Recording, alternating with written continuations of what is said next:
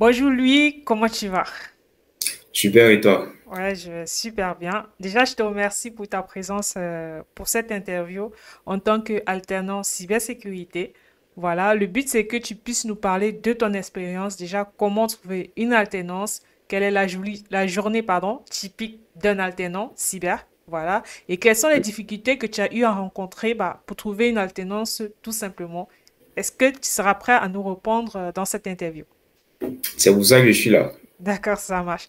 Donc, je vais te laisser le soin de te présenter en quelques mots, si tu le veux. Ouais. Je m'appelle Louis Lumière Ngounou. Ok. Je suis étudiant en master de cybersécurité et cloud à l'IFRE et je suis alternant à la DSI de l'IFRE. Waouh. Impressionnant. Et du coup, en termes de formation et de parcours, c'est quoi ton parcours et tout?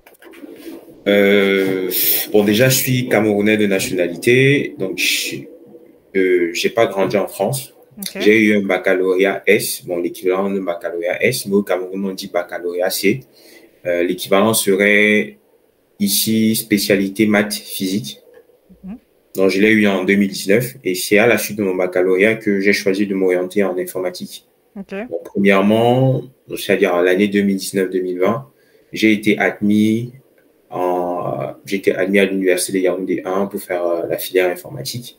Parce que moi, faire informatique dans cette filière-là, on ne candidate pas juste comme ça. Il y a des sélections qui se font. Mais après ça, je me suis rendu compte que c'était pas la voie que je devais prendre pour finir ingénieur cybersécurité. Parce que à ce moment, j'avais la chance de pouvoir connaître précisément ce que je voulais faire. Mhm. Ça faisait déjà 2, 3 ans que j'étais dans le monde de l'informatique. J'ai donc quitté l'université de Yaoundé 1 pour m'inscrire à l'Institut africain d'informatique. Ok. J'ai réussi le concours, j'y suis allé, j'ai terminé ma formation en 2023. J'ai terminé ingénieur des travaux informatiques, option administration des systèmes et des réseaux. À la suite de ça, j'ai postulé, moi j'ai candidaté à l'EFRE, où je suis aujourd'hui, je fais mon master 2 en cybersécurité et cloud. Donc de manière boursière, voilà la formation, voilà les écoles par lesquelles je suis passé depuis mon baccalauréat. Plutôt inspirant, honnêtement, plutôt inspirant. Mais pourquoi, moi je me pose la question assez curieusement, pourquoi tu as choisi le secteur de la cyber? Bon, énormément de science-fiction déjà, Ok. les jeux vidéo, ça me, et étant très jeune, étant jeune, j'ai eu un grand frère qui était déjà dans le monde de l'informatique. Peut-être pas l'informatique dans le sens dans lequel nous vivons, du moins, je veux dire, peut-être pas la branche dans laquelle nous sommes aujourd'hui, qui est vraiment la cyber ou même le développement. Et lui, il faisait dans l'audiovisuel. Mais étant à son contact, il m'apprenait déjà beaucoup de choses quant à comment réparer un ordinateur, comment monter un ordinateur de zéro. Et ça commençait à m'intéresser. Après, quand j'ai commencé à m'intéresser véritablement à l'informatique, quand je suis entré en classe de première, j'ai eu le choix entre beaucoup de choses et j'étais doué dans pas mal de domaines. Mais ce qui a fait la différence entre le développement et l'administration de système, souvent sont les deux branches de manière générale, avec lesquelles j'ai fricoté, je vais dire ça comme ça. C'est simplement le fait que, bon, naturellement, je prenais plus de plaisir à manipuler des systèmes Linux. Je prenais plus de plaisir à m'amuser, à être devant un terminal, à monter des petits serveurs, à m'approprier le Mhm. système d'exploitation. Ok. Donc, je prenais moins de plaisir je m'en sortais très bien en développement, mais je faisais beaucoup plus d'efforts. Il fallait que je me renseigne sur les différentes technologies. Bon, en fonction du projet, je m'en sortais pas mal, mais je n'étais pas très épanoui. Ok. Alors que je ne faisais pas d'efforts pour utiliser les systèmes Linux, je faisais pas d'efforts pour euh, déployer des réseaux. Je faisais pas vraiment d'efforts pour tout ce qui est système et réseau. Vraiment, je faisais pas d'efforts. Donc, c'est surtout ça qui a fait la différence. D'accord. Du coup, lui, là, je vais poser la question que je pense que la plupart des personnes veulent savoir, surtout pour quelqu'un qui n'est pas né en France, comment est-ce que tu as fait pour trouver une alternance, que ce soit une personne qui est née en France ou bien qui est native. Voilà, parce qu'aujourd'hui, beaucoup de personnes rencontrent cette difficulté justement à trouver une alternance en France. Toi, comment tu as eu à faire, à trouver ton alternance et quelles sont, enfin, les difficultés qui se sont posées sur ton chemin?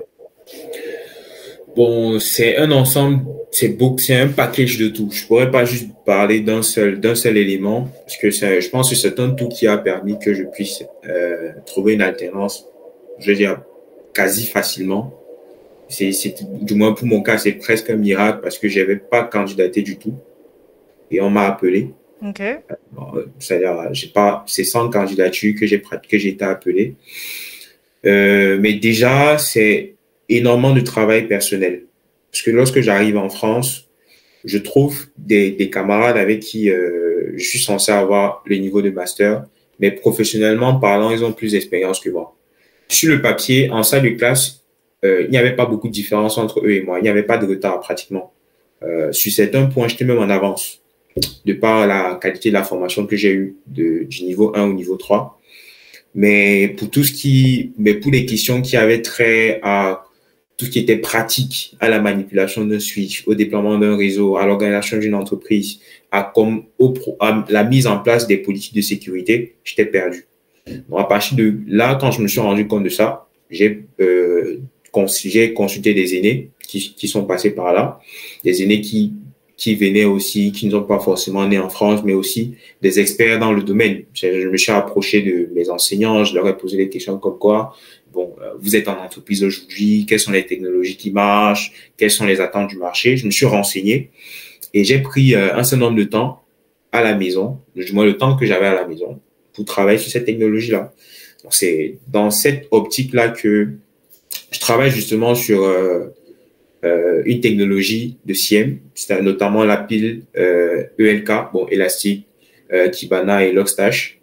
Je travaille dessus, je fais des projets, je poste sur LinkedIn, je poste sur mes réseaux, je l'ajoute sur mon CV.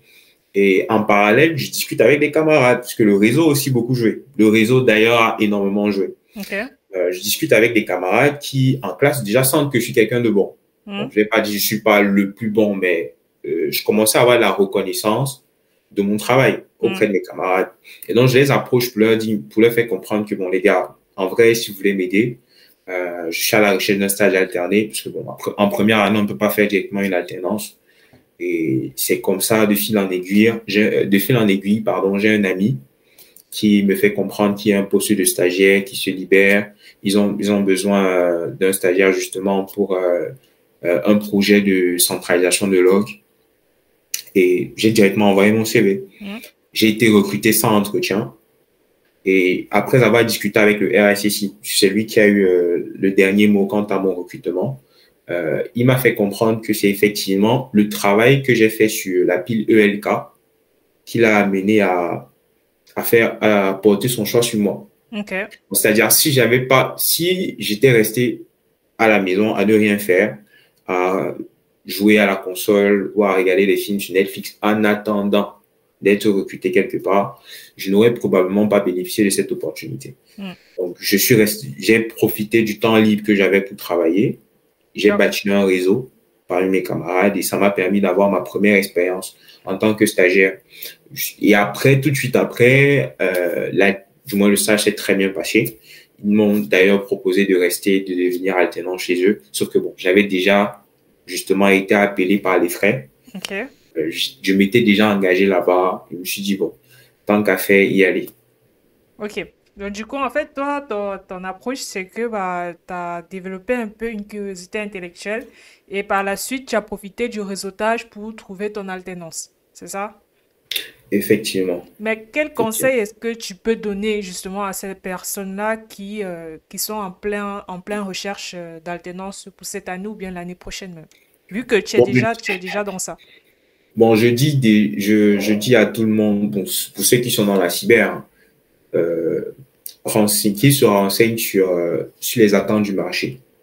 Mm. J'ai aujourd'hui, bon, étant master 2, j'ai beaucoup de petits frères académiques qui m'abordent, que ce soit les questions de CV, que ce soit les questions d'orientation professionnelle, que ce soit les questions de, justement, comment trouver une alternance.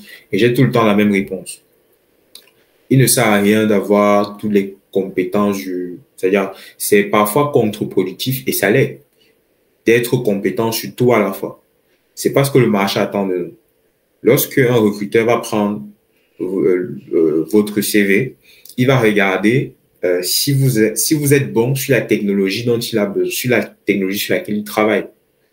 Et parce que justement, ils vous prennent en tant qu'alternant pour simplifier le travail de ceux qui sont déjà là, simplifier le travail des permanents. Donc, s'ils vous prennent et qu'ils doivent encore vous former, ils seront réticents. Donc, je propose à tous ceux qui m'écoutent de simplement se renseigner sur les technologies qui passent sur le marché, déjà savoir dans quelle branche de la cyber ils veulent s'orienter. C'est totalement différent. Je veux dire, le parcours de la gouvernance, risque et conformité est totalement différent d'un parcours très technique. Et même encore dans la technique, il y a il y a encore beaucoup d'équipes. Le parcours d'un SOC, du moins de ceux qui font partie de l'équipe bleue, sera différent de ceux qui feront partie de l'équipe rouge. Je propose plutôt de se spécialiser. Moi, j'ai choisi de me spécialiser dans les technologies de l'équipe bleue, dans la Blue Team. Et il y a encore, je me spécialise dans tout ce qui est la gestion de log, tout ce qui Alors, est SIEM. alors lui, je sais pas, enfin, je vais un peu essayer de reformuler ma Ouais, question. Dans la mesure où moi, par exemple, j'ai fait un cursus d'alternance, tu vois un peu. ouais, Et moi, j'ai trouvé mon alternance peut-être via des offres LinkedIn ou bien en contactant même des RSSI ou bien des consultants sur LinkedIn pour qu'ils puissent me donner, voir s'il y a des offres d'entreprise dans leur société. Tu vois un peu. ouais. Maintenant, toi, maintenant, après moi, ça date quand même. Mais dans le contexte d'aujourd'hui, bien évidemment, en postulant à des offres d'alternance sur LinkedIn, Indeed, il y a tellement de plateformes à travers lesquelles on peut passer pour postuler. Mais dis, toi, de ton expérience, en fait, quel conseil est-ce que tu peux donner à une personne lambda qui cherche une alternance, quoi? Hum, En termes de recherche, tu vois. En En termes de termes de recherche. recherche, Voilà. ok. En termes de recherche, avoir un bon CV, avoir un CV qui correspond aux attentes du marché, aussi candidater au maximum d'offres possibles. Et un petit tips quant aux candidatures, prendre toujours la peine de lire la description du poste. Il y a toujours des petits indices quant à ce que l'entreprise attend du futur alternant et adapter chaque CV, du moins adapter chaque candidature en fonction justement de la fiche de poste, de la description de la fiche de poste. C'est quelque chose qui semble anodin. Parfois, avec le nombre de candidatures qu'on a à faire, c'est parfois compliqué, mais ce sont des petits détails comme ça qui font énormément la différence. Je suis totalement d'accord avec toi. Honnêtement, que ce soit le CV, que ce soit l'appel d'offres, il faut bien lire les appels d'offres en fonction de son profil à soi aussi. Et Ouais. aussi, voilà, bien préparer les entretiens. Justement, pour rebondir sur ça, quelles sont les erreurs justement à éviter, selon toi? Des erreurs à éviter, ne pas prendre des renseignements sur l'entreprise. Au moins, dans le cas où on a déjà un entretien, je trouve ça totalement irresponsable d'aller à un entretien où tu veux qu'une entreprise te prenne et tout, et ne rien savoir sur l'entreprise. Ça a l'air de rien, mais je vois beaucoup de personnes, j'ai déjà vu des cas, et on m'en a déjà raconté, des personnes qui ont simplement raté leur entretien à cause de petits détails comme cela. S'il y a surtout une erreur que je dois signaler, c'est surtout l'inactivité. C'est l'attitude que l'on a en attendant l'alternance. C'est pourquoi je parlais tout à l'heure justement de se former. Le CV est quelque chose qui peut évoluer chaque mois, chaque 2 mois, chaque 6 mois. Tant qu'on n'a pas d'alternance, il faut travailler sur des projets, parce qu'il faut toujours justifier le temps d'inactivité. Je suis Il d'accord. faut pouvoir, c'est-à-dire, on peut faire 200 candidatures pour un seul entretien. Et il faudrait que à cet entretien-là, que l'on puisse donner tous les justificatifs possibles pour que l'on soit pris. Mm. Et donc, si jamais on a la mauvaise attitude dans l'attente, justement, de cette alternance, on peut avoir 3, 4, 5 entretiens et ça ne passe pas. Mm. Je connais des personnes qui ont même la chance d'avoir énormément d'entretiens. Je suis parfois surpris d'entendre que quelqu'un a eu 3 entretiens, 4, 5 entretiens, il n'est toujours pas pris. Mm. Et selon toi, c'est dû à quoi? Justement, ce désintéressement-là, le fait que, euh, en attendant d'être recruté, la personne se contente exclusivement des projets de l'école. Elle se contente exclusivement de réussir, je veux dire, avoir des moyennes, de bonnes moyennes à l'école. Sauf que une entreprise ne va, je sais pas si ça arrive ici, on ne demande pas de bulletin, on ne demande pas de relevé de notes pour recruter un alternant ou pour recruter un stagiaire. On part du principe, on se renseigne sur tes compétences. Oui. J'invite ceux et celles qui sont dans la recherche d'une alternance à changer d'attitude quant à leur attitude justement dans l'attente. Ne pas rester inactif ou passif, mais se dire, bon, voici ce qui passe sur le marché, je vais me former là-dessus. Et si jamais je tombe sur un poste qui colle avec ce sur quoi je me forme, je candidate. Si jamais je postule à une offre qui ne colle pas très bien, on verra au moins que durant ce temps d'inactivité, je travaille, j'ai des projets qui sont vérifiables. Donc, au moins, on voit mon engagement. Donc, pour moi, c'est surtout ça la plus grande erreur. D'accord, je comprends parfaitement et je te rejoins totalement sur ce point. Mais justement, quelle est l'attitude à avoir lors d'un entretien? Parce que beaucoup également, ils peuvent, tu vois un peu ce que je veux dire, ils peuvent avoir la connaissance, mais le jour de l'entretien, ils savent pas forcément comment s'y prendre. Selon toi, quelle est l'attitude à avoir devant un recruteur en tant que dans un poste d'alternant? Bon, déjà, je pense que l'entretien a déjà démarré dès le jour où tu as la promesse d'entretien. Ouais. Je vais dire la préparation de l'entretien.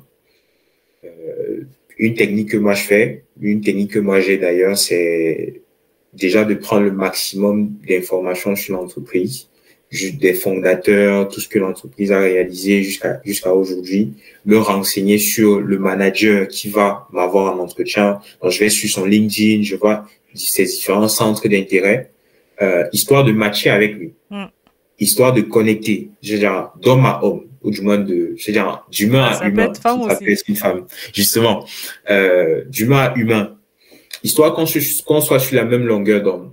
Par exemple, si Raïssa, dans un entretien, du moins tu me fais passer un entretien, et que moi je sais que, par exemple, tu aimes suivre, je sais pas si tu connais Waket, Mohamed Waket, Non, ça me dit rien. euh, Hamza Konda. Hamza Ça, Konda, ça me dit rien. bon, ce sont des influenceurs cyber. Si par exemple, je sais que, bon, disons Elon Musk. Ouais. Là, Elon ça Musk, parle. voilà. Voilà. Disons que tu suis Elon Musk. Ouais. Et donc, je vois sur ton profil que tu likes Ces différents, publications. ses publications, tu le suis. Je sais que pendant l'entretien, j'ai beaucoup de chances de connecter avec toi si je parle d'Elon Musk. Mm, Si je te dis par exemple que Elon Musk est l'une des personnes qui m'inspire, mm.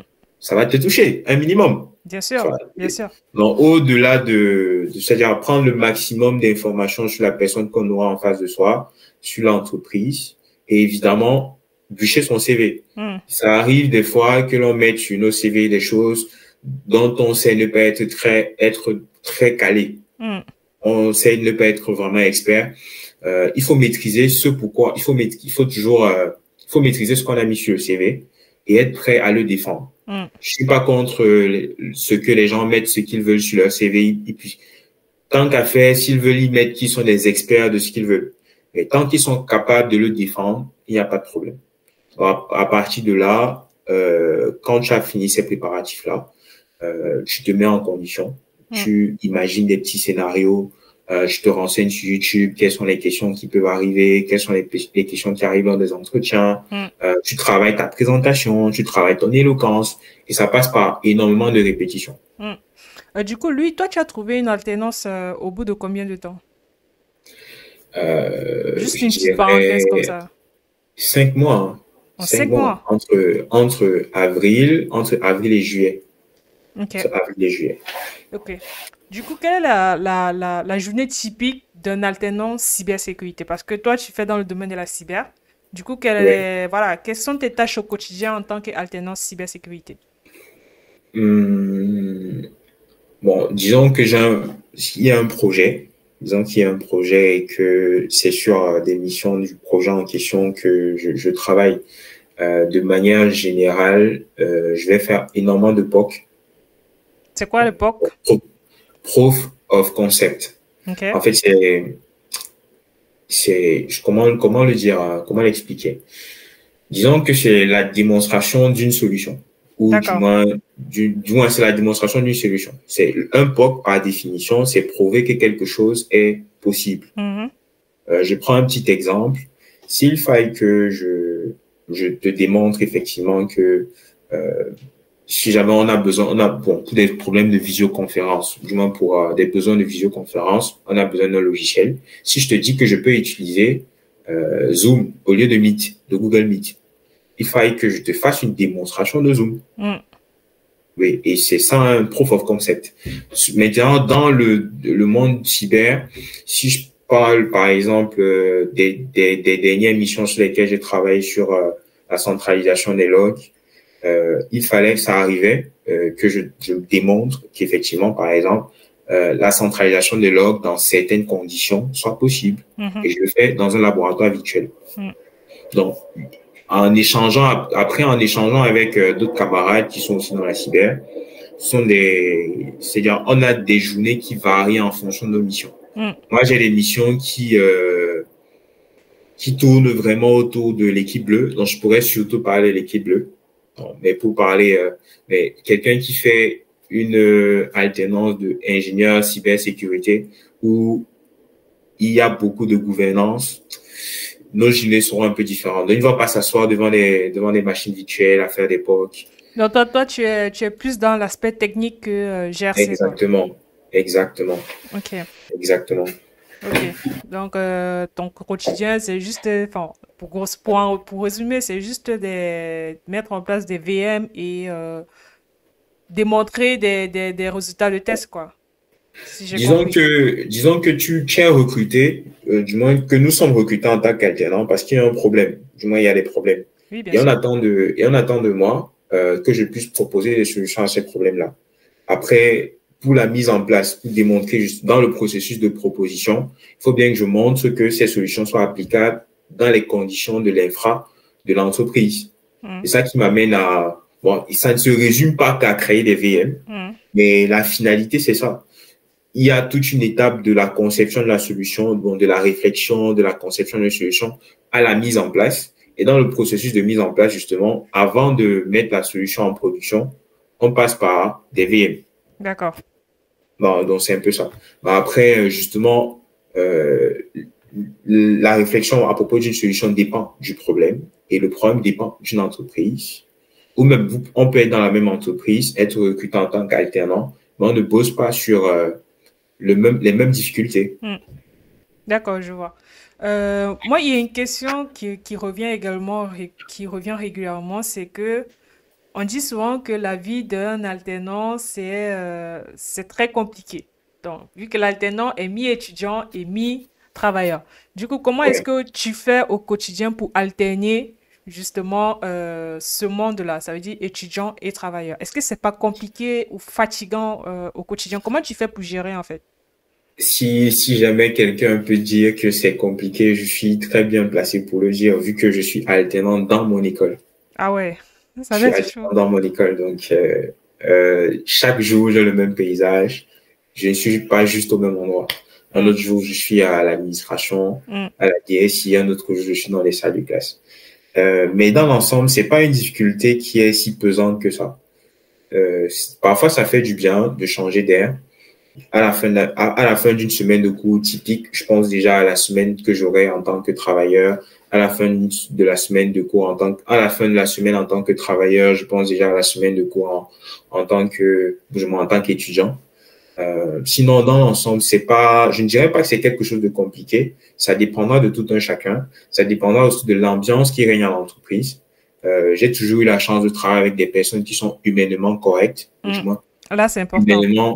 humainement, mais vraiment très chaleureuses. Oui. Mais je peux comprendre que dans des grandes boîtes, par exemple, euh, où il y a tellement de personnes dans l'équipe, vous pouvez ne même pas vous voir. Il y a donc beaucoup moins cette chaleur-là. Hmm. Donc, du coup, vous mangez seul. Euh, Lorsque vous venez au bureau, peut-être tout le monde est en télétravail. Donc, vous êtes seul devant votre ordinateur. Je peux comprendre que cette expérience-là peut être difficile à vivre. Hmm. Mais de Mais, manière générale, c'est pas une difficulté insurmontable. Ça mais dépend plutôt des milieux. D'accord. Mais je pense, là, tu parles de l'aspect humain, mais partons par exemple sur l'aspect scolaire. Ça veut dire que Ouais. comment tu gères de sorte que, parce que l'alternance, il s'en fout que tu sois étudiant, tu vois un peu. Ça veut dire qu'en même temps que l'école te propose des projets, des TP, des Ah examens, ouais. Ah, ça l'alternance aussi, ils maintenant. veulent Tu que vois. tu fasses un travail, tu vois. Oui, Donc, je vois, comment je tu vois. gères Je ça? vois. Bon, après, on ne compte pas ses heures, hein. Fais pas des journées de, fais pas, là, il n'y a plus d'heures de réveil ou d'heures de coucher. Quand il faut dormir, quand il faut dormir, il faut dormir. Quand il ne faut pas dormir, on ne dort pas. Ça m'est déjà arrivé de bosser pour des projets de l'école jusqu'à 2 heures, 3 heures du matin et le lendemain, je dois aller en entreprise. C'est vrai que des fois, c'est compliqué. Et ça va dépendre vraiment de la formation, de la saison. Mais je pense qu'en s'organisant bien, tout de même, on peut y arriver. C'est que parfois, nous, en tant qu'étudiants, on procrastine énormément.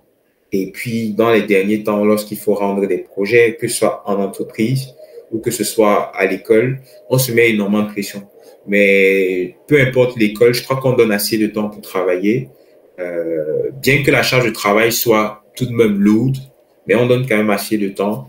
Je suis d'ailleurs dans une école qui met à notre disposition des salles de repos lorsqu'on est fatigué.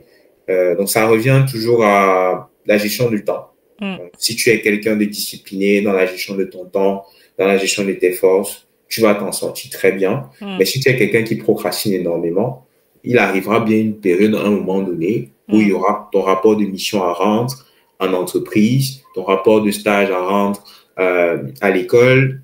Si vous êtes en master 2 aussi, vous devez rendre le mémoire, Hmm.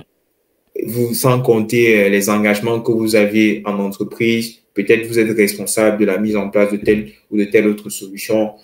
Pour quelqu'un qui procrastine, ça peut être compliqué. Hmm. Mais je pense on se donne quand même pas mal de temps, de manière générale. Mais est-ce que tu es déjà arrivé à un point où tu as fait un burn-out en tant qu'étudiant En, alternant? en vrai, ça a failli arriver, mais non. Ça a failli arriver, mais finalement, non. Il fallait que l'on rende, c'est par rapport à l'école. Et des fois, après le travail, je rentrais avec des amis. Ça, en fait, c'est un projet de l'école. Et le temps que nous avions en entreprise, des fois, on l'utilisait pour travailler sur nos projets de l'école. Et donc, même après le travail, je finissais le travail à 17h30, je rentrais avec un collègue qui est d'ailleurs un des camarades de classe. Et on passait la nuit chez moi à bosser. Et donc, il était arrivé à un moment donné où on était arrivé à peut-être 30 ou 40% de réalisation du projet. Et Ok. les délais étaient le vendredi, donc on était un lundi, et le délai était le vendredi de la semaine qui suivait. Et j'avais toute mon équipe qui m'appelait pour me dire, mais Lumière, qu'est-ce qu'on fait et tout. On a mis ça en place et tout, mais ça ne marche pas. Ça marchait, ça ne marche plus. Qu'est-ce qu'on fait? Qu'est-ce qu'on fait? Qu'est-ce qu'on fait? Et puis, je leur ai dit, bon, calmez-vous, faites-moi confiance, j'ai pris les choses en main. Euh, j'ai rassemblé l'équipe, j'ai réparti les tâches et chacun de son côté, parce que c'était une période de vacances. Hmm. Chacun de son côté, on a bossé sur nos petites parties. J'avais ma responsabilité. J'ai coché, du moins j'ai rempli mes engagements et petit à petit, on y est arrivé. Mais ça s'est fait, mais vraiment, on était en tension parce que je ne dormais pas à ces moments-là. Je dormais pratiquement pas. Justement, je dormais à 2 heures, 3 heures du matin. Et eux, ils travaillaient, mes camarades, eux, ils travaillaient parfois jusqu'à 5 heures du matin Hmm. pour que l'on puisse rendre le travail à temps. Hmm. Non, mais ça peut arriver, mais comme je l'ai dit tout à l'heure, c'est surtout à cause d'une mauvaise organisation. Donc, un étudiant en cyber qui vit un burn-out, je peux lui poser des questions et je verrai toujours à la fin que il a eu Mais, du temps, mais il n'a pas bien géré. mais pour rebondir sur ça, parce que chacun a son système de fonctionnement, tu vois. Pour rebondir sur ça, quel conseil justement tu peux donner à des personnes pour ne pas qu'ils arrivent à ce stage de burn-out, quoi? Ou bien même s'ils arrivent au burn-out, comment est-ce qu'ils peuvent gérer en tant qu'alternant et tout? Déjà, pour ne pas arriver au stade de burn-out, je pense qu'il n'y a pas... Bon, bref, la solution la plus efficace, c'est justement ne pas procrastiner. Lorsque l'on donne un travail, on s'assoit devant un diagramme de Gantt, on essaie de voir ce dont on a besoin pour la réalisation du projet, quelles sont les connaissances que l'on a déjà. quelles sont les connaissances qu'on cherche à avoir pour pouvoir réaliser le projet. Donc, à partir de là, on connaît ses forces et ses faiblesses et on est capable d'établir sur la durée du temps qui nous est imparti, comment est-ce que nous allons travailler. Mm. Mais de manière... mais dans l'autre plan, si jamais, quoi qu'il arrive, indépendamment de notre volonté, le burn-out, du moins des conditions stressantes arrivent, Mm. j'invite tout un chacun à repenser à son pourquoi, du moins à repenser à la raison pour laquelle il est là.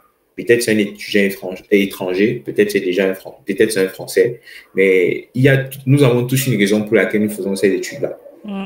Et parfois, en y repensant, ça nous remotive. Moi, moi, j'ai jamais voulu faire autre chose. Parce que à un moment donné, sur mon LinkedIn, j'avais même ajouté cette phrase-là. J'avais dit que du moins, le monde de la cybersécurité me plaît tellement que si je faisais autre chose, j'en mourrais.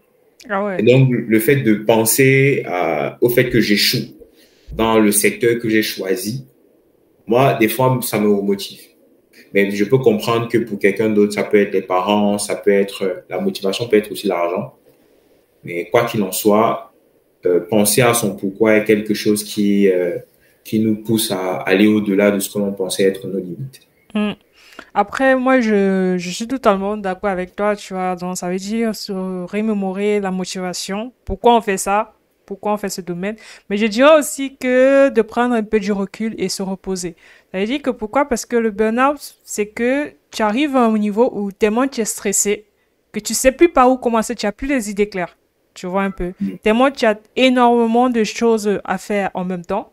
Si tu as des livrables à rendre dans la même semaine, que ce soit à l'école ou encore au travail, c'est Mhm. chaud, tu vois. Donc moi, le conseil aussi, pour rebondir sur ce que tu as dit, honnêtement, moi, je suis d'accord avec toi, mais je demanderais aussi de prendre du recul. Ça veut dire que tu peux faire une journée, par exemple, sans toucher à ton ordinateur. Tu vois, tu aérais ta tête, tu te reposes, voilà. Et maintenant, Mhm. quand ça va mieux, tu peux ouvrir ton ordinateur et les choses vont passer de façon fluide. Ou bien tu Mhm. peux partir vers la famille, tu vois, comme tu as dit, hein, un parent, un ami, je sais pas, une tante, n'importe qui peut te rebooster et tout, tu vois. Voilà. Donc moi aussi, je dirais que c'est deux ou trois astuces que je peux rajouter à ce que tu viens de dire. Du coup, lui, est-ce qu'en tant qu'alternant, tu as eu à passer, alternant cyber bien évidemment, tu as eu à passer des certifications ou pas encore? Euh, Passer l'examen des certifications, non. Mais j'ai vraiment, heureusement aussi, j'ai bossé j'ai préparé les certifications, oui. Mais passer l'examen, non. Ok. Quel type de certification, par exemple, tu as eu à préparer et tout? Les certifications cloud, Azure et Google. Ça, c'était certification d'administration d'infrastructure cloud. C'est important pour ceux qui font, bon, vu que je fais la cybersécurité du cloud.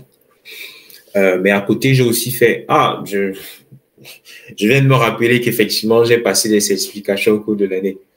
J'ai fait des certifications quant à des certifications pour la connaissance. En fait, c'est pas vraiment ce sont des certifications qui te renseignent sur le monde du cyber. Donc, c'est-à-dire ces certifications introductives où Mhm. on t'apprend les fondamentaux, on t'apprend le langage du monde cyber. J'ai également fait une certification en pentest. Ok. Test, Mais quelle effectivement. certification du coup? C'était pas, du moins, c'est pas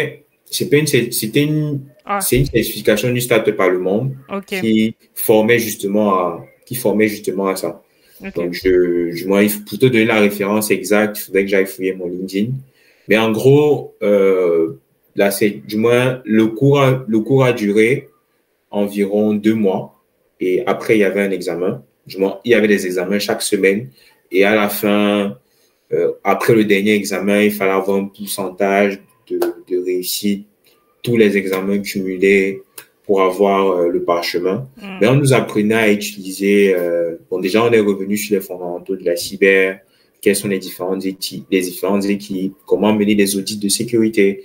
Et on nous a appris quelques petits tips sur comment, bon, sur les chiffrements et sur, si je me souviens bien, oui, les HH, comment cacher des haches. Hmm. Et en gros, du moins, celles qui m'ont énormément aidé dans mon parcours, c'est surtout Azure, la Ok. préparation d'Azure. Donc, si je dois recommander, déjà, je pense que je recommanderais il y a pas, je ne peux pas recommander un parcours de certification pour tout le monde. Ça dépend de tout un chacun. Il y a des amis qui, vu qu'ils ne sont pas très à l'aise avec le monde de la technique, sont allés sur des certifications ISO 27001. Donc, Oui. préparation de ISO 27001, des préparations de ITIL. J'en ai moi aussi fait, mais c'est pas pareil. Je vais pas pousser comme eux. Mm, Parce que justement, moi, je veux m'orienter dans une branche mm. particulière. Mais pour ceux qui veulent faire, ceux qui veulent s'orienter vers du cloud, la sécurité cloud, la virtualisation, je recommande des certifications Azure AWS, du moins pour n'importe quel fournisseur de services cloud.